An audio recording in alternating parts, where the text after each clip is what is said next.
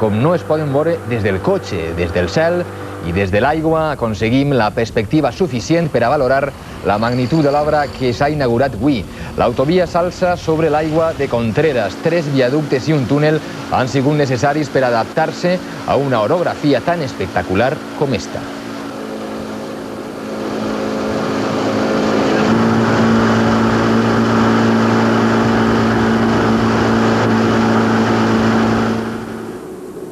Si volàrem per damunt de la nostra geografia i ens acostàrem a l'interior de la província de València, veurien a poc el blau de l'embassament de Contreras. El centre de totes les mirades, especialment avui, són els 3 grans viaductes i el doble túnel que ja estan en servici. Els conductors es troben primer amb el viaducte del barranc de la Vid, després circulen pel de l'Isme, el més llarg. A continuació, els conductors s'introdueixen dins del túnel anomenat el Rabo de la Sartén. En Isir, passen per damunt del viaducte de l'embassament. En este moment, continuen el viatge fins a la connexió amb l'autovia. Cada viaducte té unes característiques molt peculiars. El de la Vid té una impressionant columna de 93 metres d'altura. En canvi, el de l'Isme forma una gran revolta amb els seus 857 metres de llargària.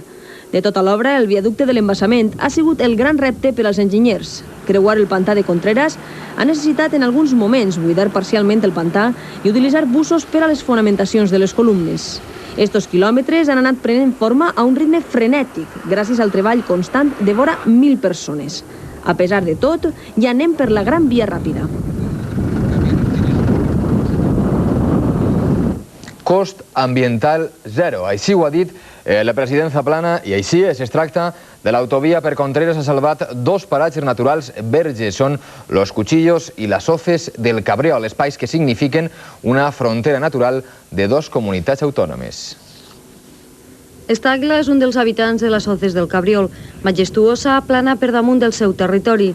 La resta d'habitants tenen arpes, 4 potes o arrels, és a dir, no són humans. Con grandes especies como pueden ser el búho real dentro de las aves, el águila real, el águila perdicera.